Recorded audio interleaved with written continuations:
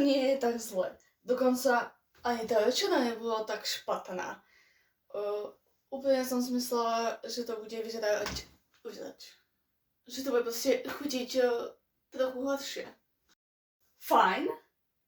Zjedol si dvakrát viac než ja.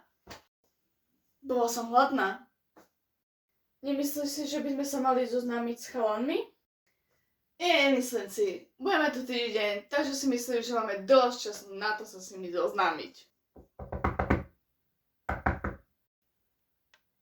Tak to klopa, lebo sa mi to len zdalo. Tak čo ja viem, možno učiteľka. Vieš, že kontroluje izby. Mám ísť zatvoriť, alebo pôjdeš ty?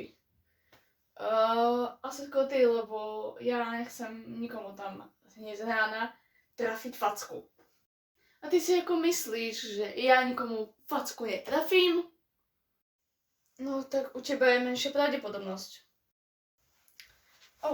Čaute, dievčatá. Ja som vám chcel pripomenúť, aby ste nezabudli, že máte za 10 minút lyžovať.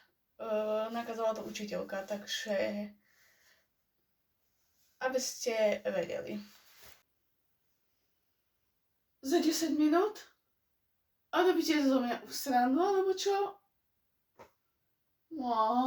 Maminka moja, pomoc. Vážne fajn. Ale ja tu nemám nič, len toto. Takže si na seba budem musieť hodiť mikinu. To som samozrejme dala pod kúpu oblečenia.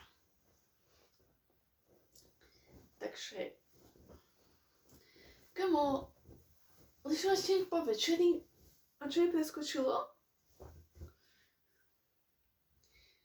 Viete, že sa nemá robiť žiadna zlá aktivita, alebo teda nejaká náročná aktivita. Aj nie rovno po jedle. Učiteľka nás chce asi zabiť. A čo myslíš, na čo sme asi prišli na lyžiak? Lyžovať. Hádam nie lietať.